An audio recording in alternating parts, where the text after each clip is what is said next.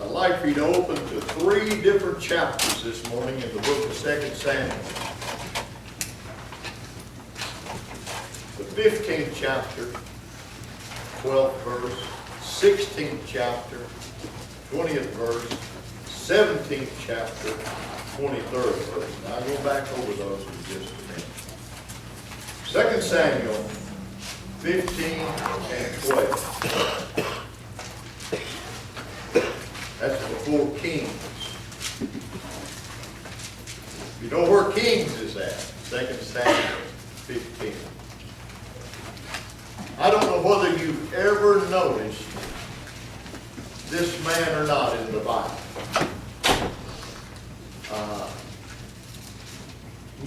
I never heard him mentioned for years. Never heard anybody ever preach about him and who he was, what he did. We're going to talk about 2 fathers this morning. One was a king, and one was the counselor to the king. Now, a counselor is someone that is in the advisory capacity. He advises, gives advice, tells that person what to do.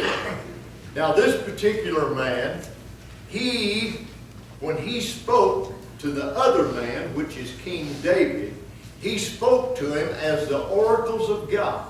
That means that when he spoke, it was like God speaking. God speaking. So, King David had a counselor. This counselor had a problem. And it took many years for that problem to come to light in his life. And then the problem that he had at the beginning, it was a tragic ending to how that he ended. Someone that was of God, that gave advice of God to the man of God, the leader, the king of Israel, and it was his destruction.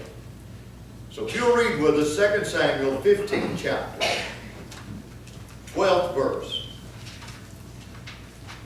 And Absalom, which is the son of David, sent forth Ahithophel, the Gileadite, David's counselor. Now you might want to underline that in your Bible. Ahithophel was David's counselor. He counseled David. And from his city, even from Gilo, which he offered sacrifices, and the spirits was strong, for the people increased continually with Absalom.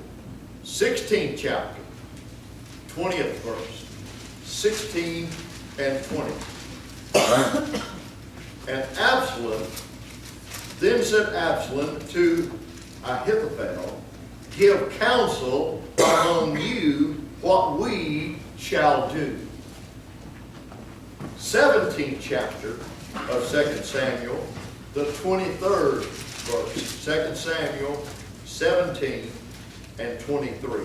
And when Ahithophel saw that his counsel was not followed, he saddled his ass and arose and got him home to his own house, to his city, and put his household in order, and hanged himself and died, and was buried in the sepulchre of his father.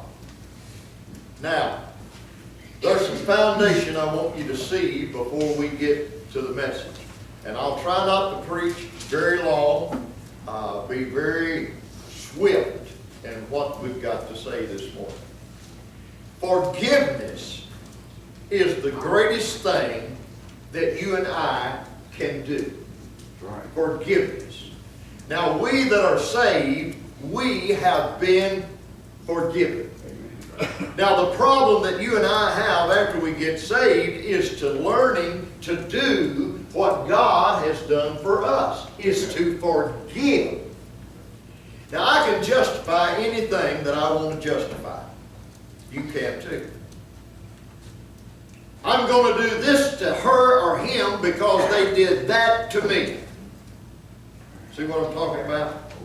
If I smart off to you, that gives you the right to smart off to me. Everybody said? Amen. That's a lie. It I tell you you're ugly, that gives you the right to say, I'm ugly. That's a lie. Well, it might not be. But we justify our actions. Forgiveness is a great, great thing that you and I as Christians have not learned to do. Now, God forgives us. When He hung on the cross, His statement was, Father, forgive them. Father, forgive them. He commands us, this is a command of God, that we forgive one another for Christ's sake, because Christ has forgiven us. Now, I like for people to like me, don't you? And if I mess up, I want people to say, that's all right, Glenn. You'll do better next time. I don't like anybody that continually remembers everything that I've done wrong. I don't like that. But that's what we justify. We justify forgiveness. We want it, but we don't want to give it. Now this pimple that's sitting between our shoulders and protrudes up out of our body has something in it that is terrible, and that's a brain. Now what we see, we remember, and what we hear, we remember. So this is a storehouse. Forgiveness must take place in the storehouse. And forgetting must take place in the storehouse. People say, I will forgive you because the Bible said I've got to forgive you. You ain't forgiven anybody. If that's the only reason you're saying you're forgiving, you're not forgiving. To forgive means to be heartbroken about something, that you're willing to ask forgiveness, give forgiveness, and forget it. I can forgive you, but I can't forget it. You're lying about forgiveness. Now this is going to be a tough message. You're going to have to write it out the best you can. I told the Lord about this. I said, are you sure? He said, I'm sure.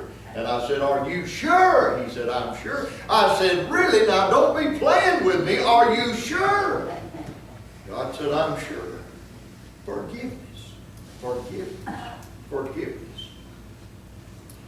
Now the three scriptures that we read is the progression of a man's life. This man was the counselor to David. What did this man do that was terrible, and what caused him to commit this terrible act? He had a kinfolk, and his kinfolk was Bathsheba. He was the granddaddy of Bathsheba. Now what did Bathsheba do that was so terrible? In his eyes, Bathsheba didn't do anything. It says that David, instead of going to war, and he's the king of Israel, he sent his army off and he stayed at home, and he was walking on his rooftop, and he viewed a woman that was taking a bath, and he lusted after her, sent for her, and he lay with her. She conceived, and then had her husband Uriah killed, then brought her up to his house and married her. Now here's granddaddy. I'm not a granddaddy yet, I'm just a daddy. If I live long enough, maybe I'll be a granddaddy, but I know this. I love my grandkids. And anybody fools with my grandkids have fooled with me.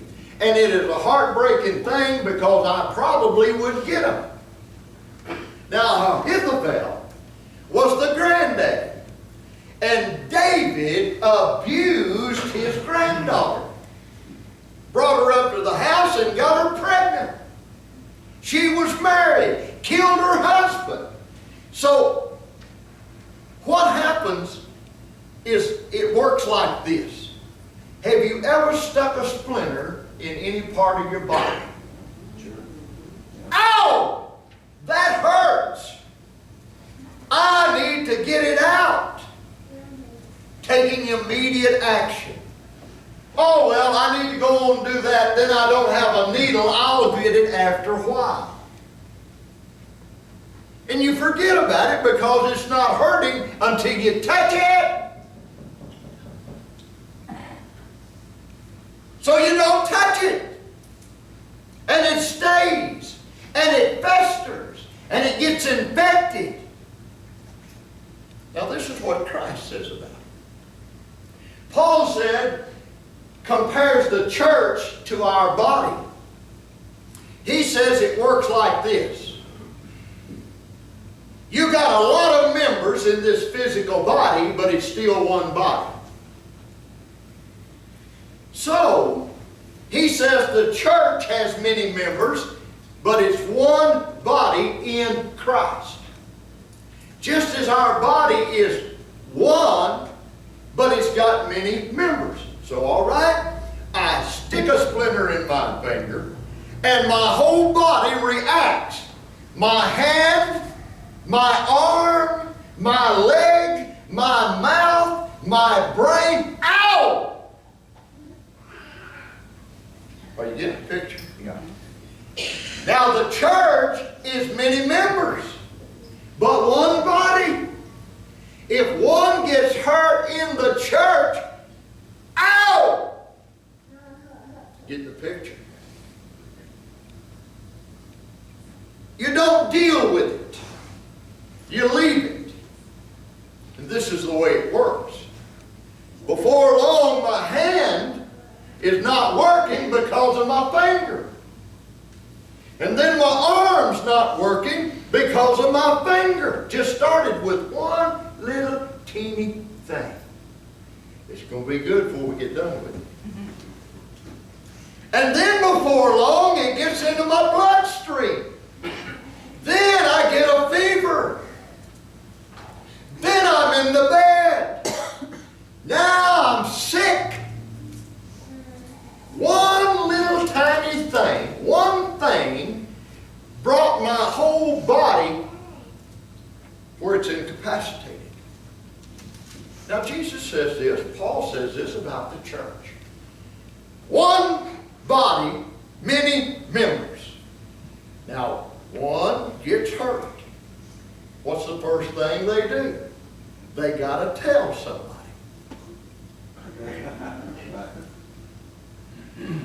Isn't it amazing that we've got to get somebody on our side so we can justify and they can tell us we're justified in what we're doing?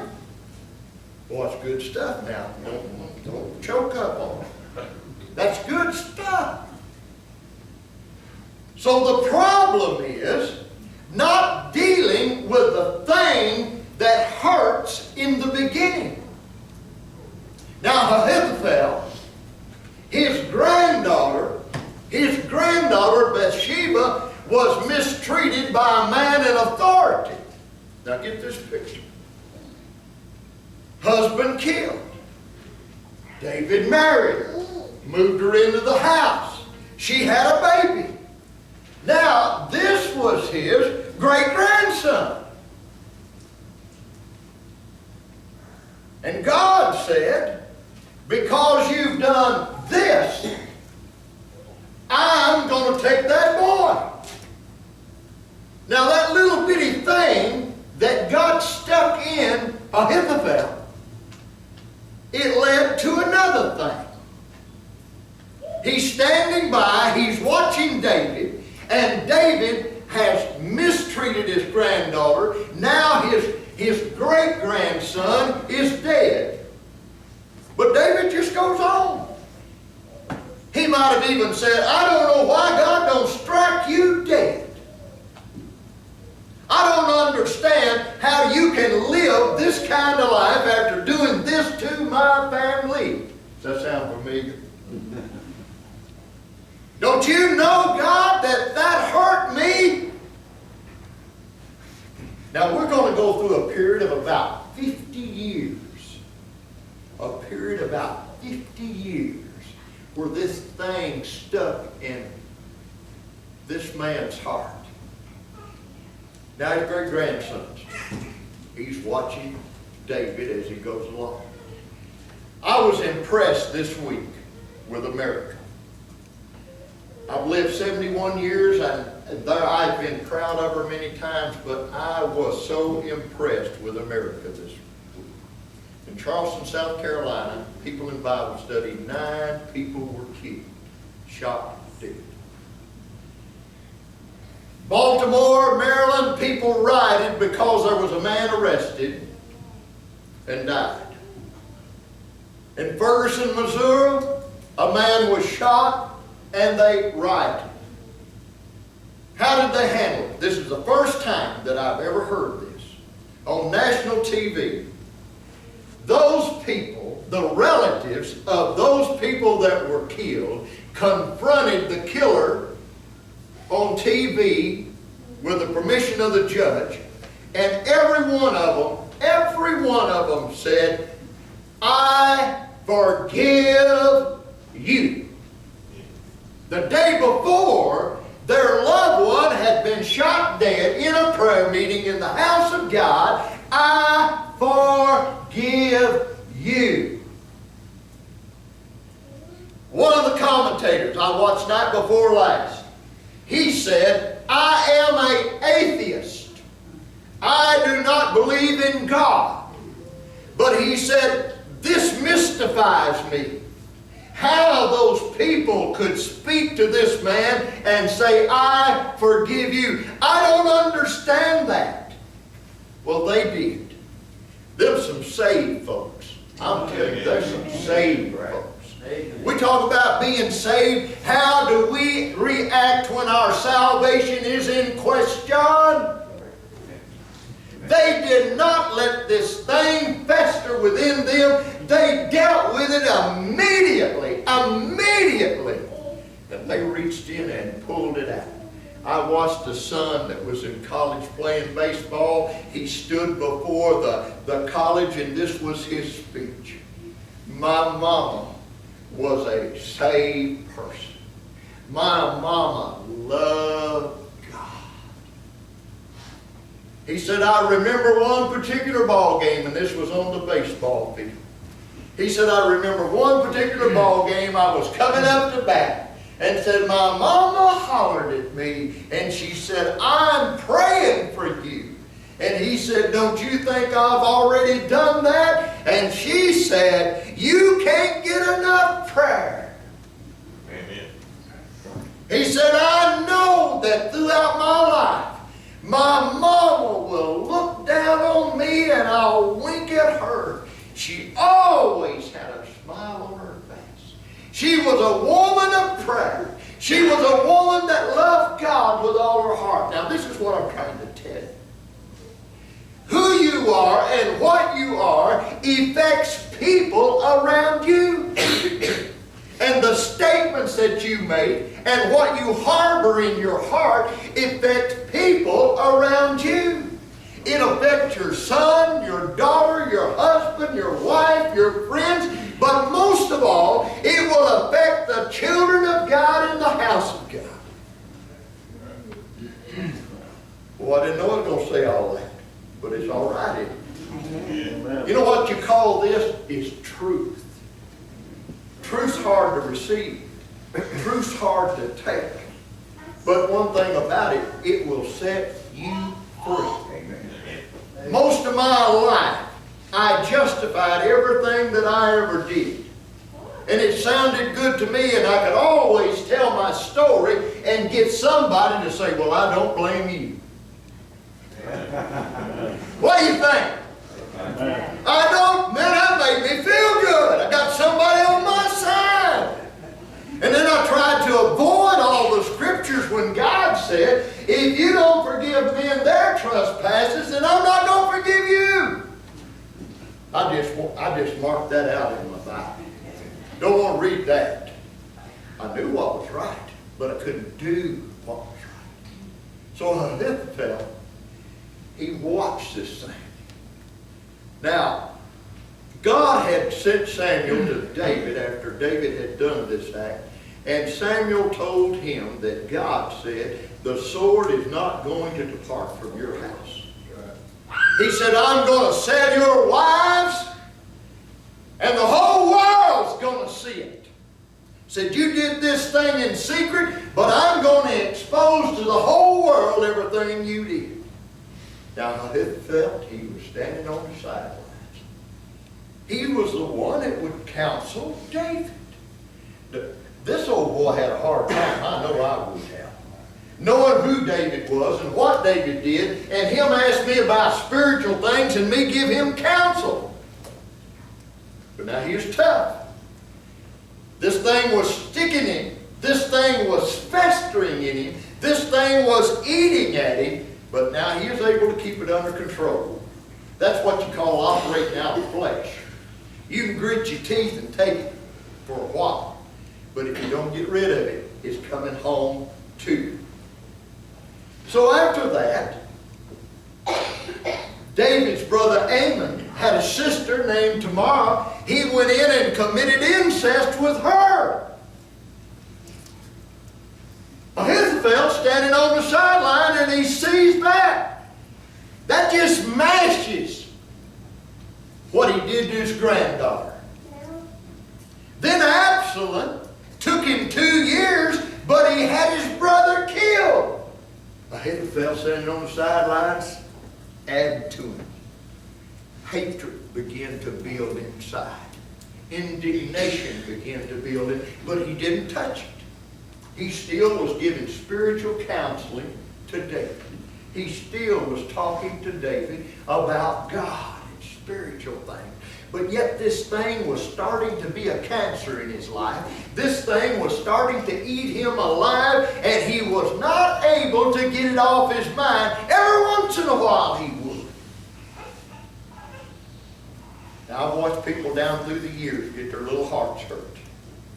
And they'll pull up stakes and quit. Quit on God. Quit on their brothers and sisters. Oh Lord, I've thought about it so many times.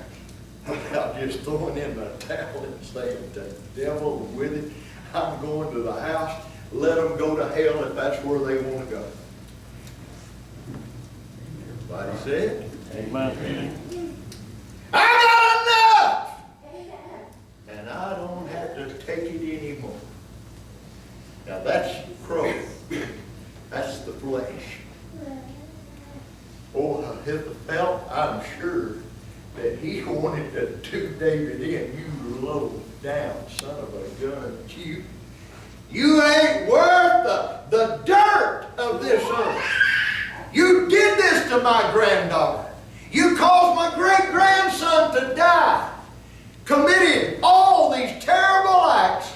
Ought to just kill you. But he didn't. Time went on. Now, Ahithophel standing on the sidelines watching. Now Absalom, the apple of David's eye, his son, had already had his brother assassinated. And then Absalom, after that, he fled. And then he was able to come back. He stayed in Jerusalem for 2 years. Then David brought him up to the house, forgave him. There was 5 years after he killed his brother that King David didn't see Absalom. So Absalom, after he came back, this is what he'd do. He'd go outside the city and sit at the gate. And when the people would come to the city of Jerusalem to go before the king, that the king might judge the things they needed to judge, their request, their petition, this is what Absalom would say. You're not going up there to Daddy, are you? You go up there to Daddy, he's prejudiced. You go up to Daddy, he's not going to give you justice. But if I was king, if I was sitting on the throne of Daddy, if I were in that place, then boy, would I take care of you. I'd give you money. I'd give you houses.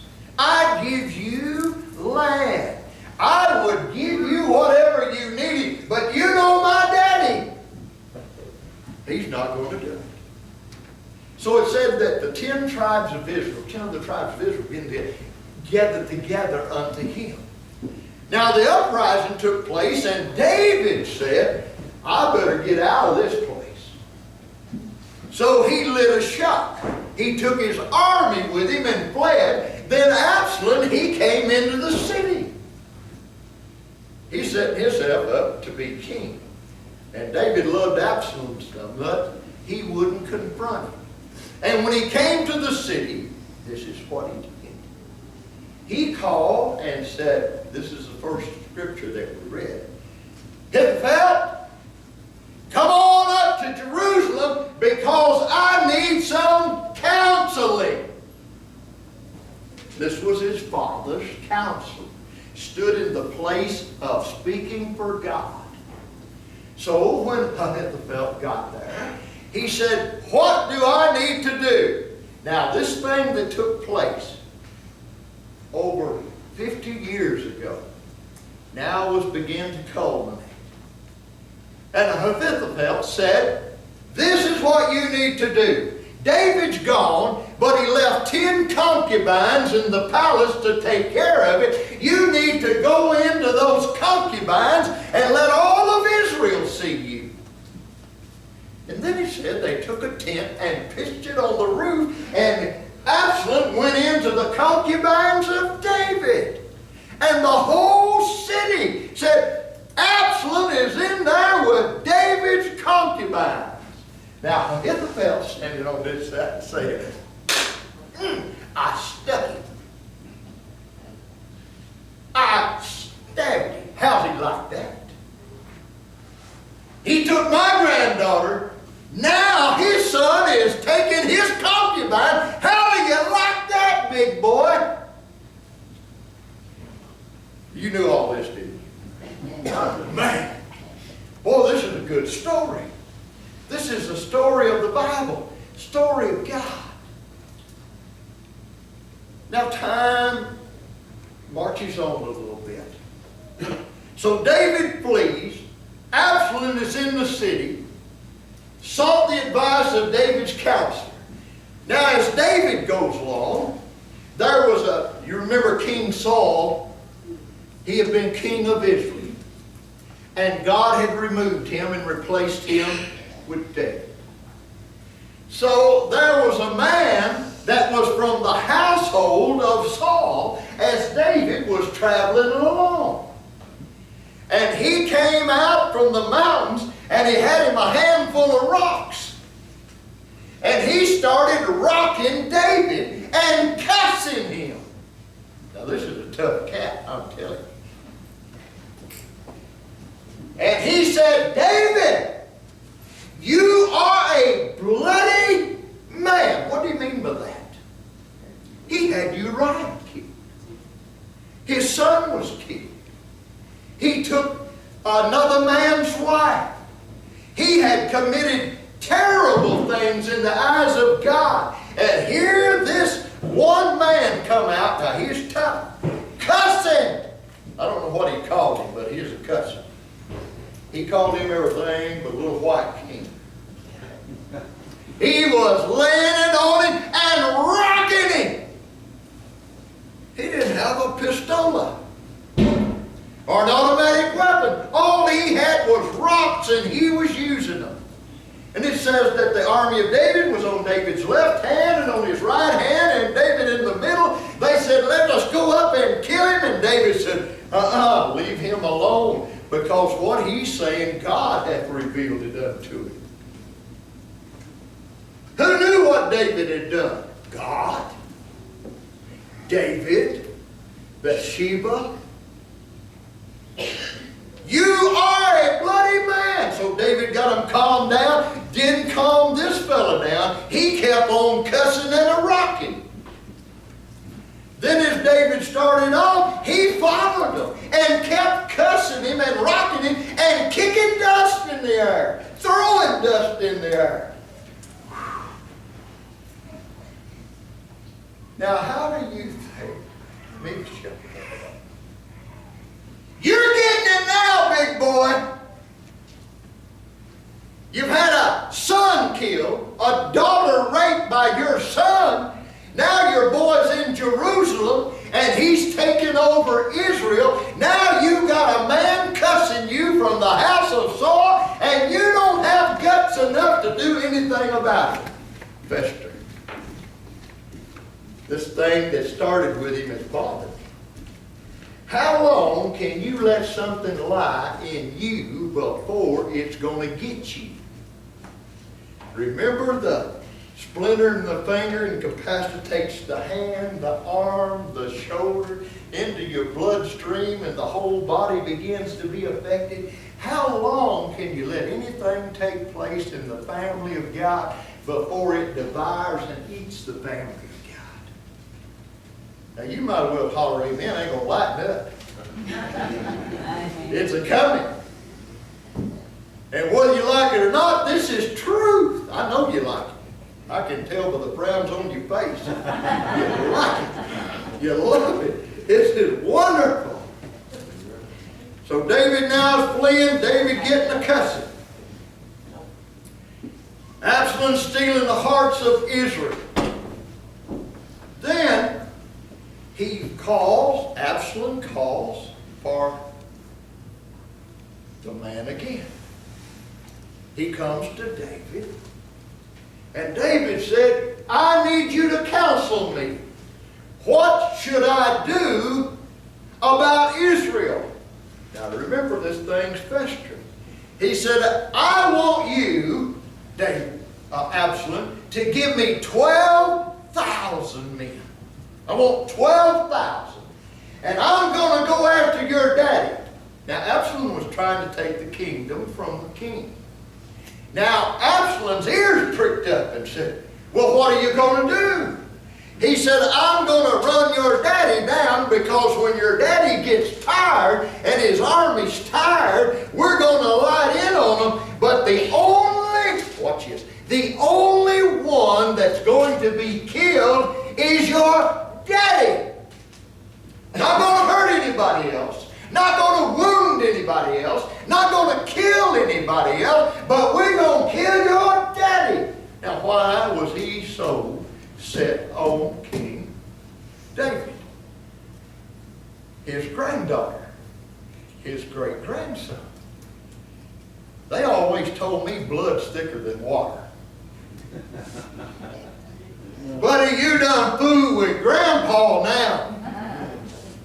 And Grandpa is fixing to clean your clock.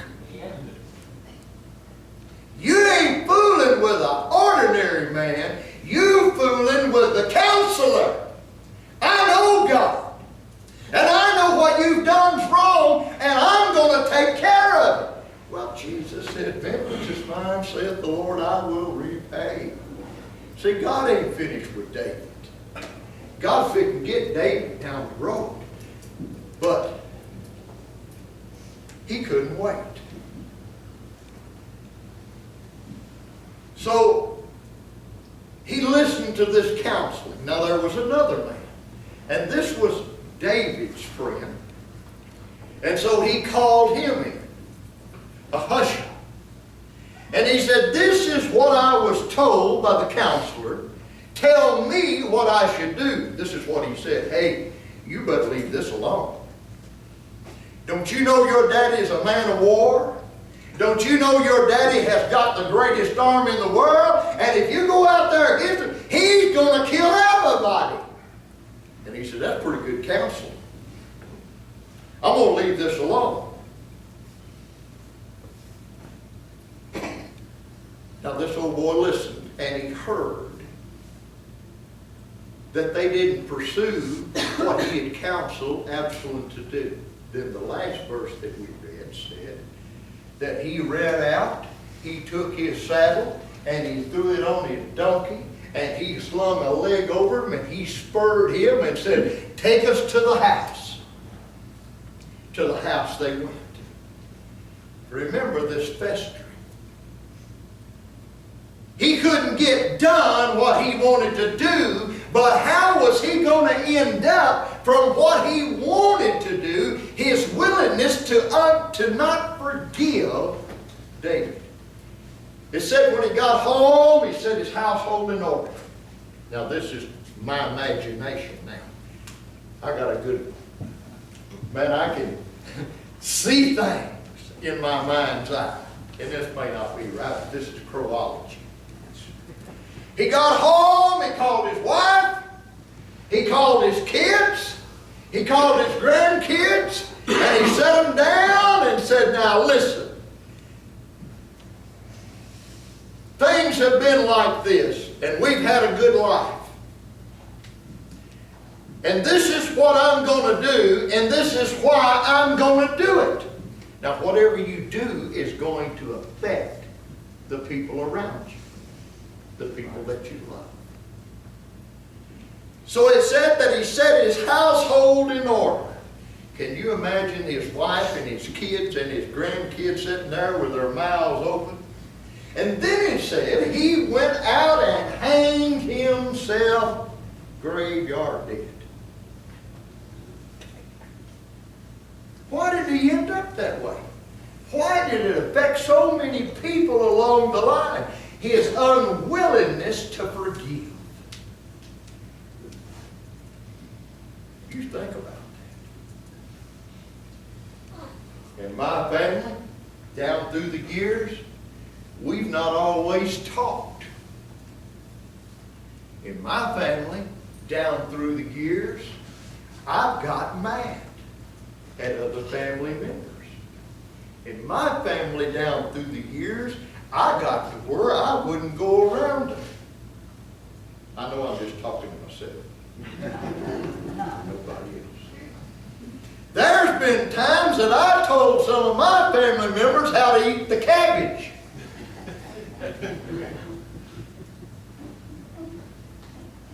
There's been times that I didn't go to the funeral of some of my family members.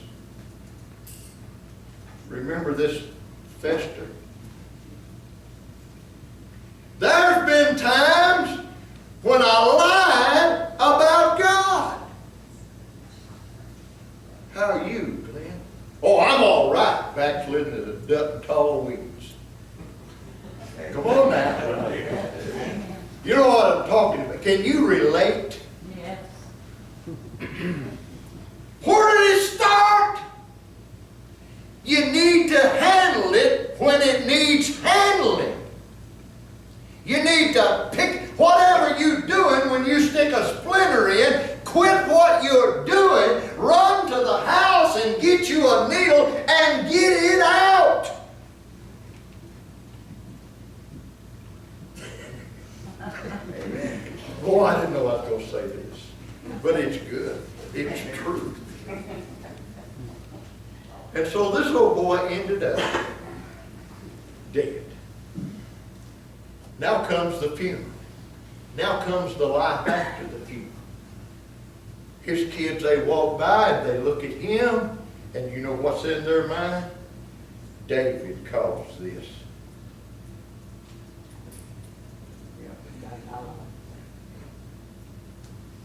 Grandkids, my grandpa's dead because of David. What stuck him sticks them. His wife. My husband's dead because of that low-down, dirty king, and I will get him.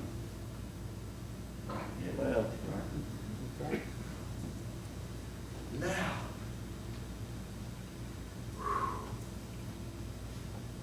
what a tragic story. What a tragic life. And this man waited, and it festered, and it culminated over a period of 50 years, and then he acted on what he wanted to act on all the time. Now, how long is it going to take you to act on what you can contemplate in your mind?